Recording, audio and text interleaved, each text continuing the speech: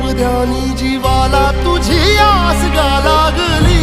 जरी बाप साऱ्या जगाचा परी तू आम्हाले कराची विठू माऊली।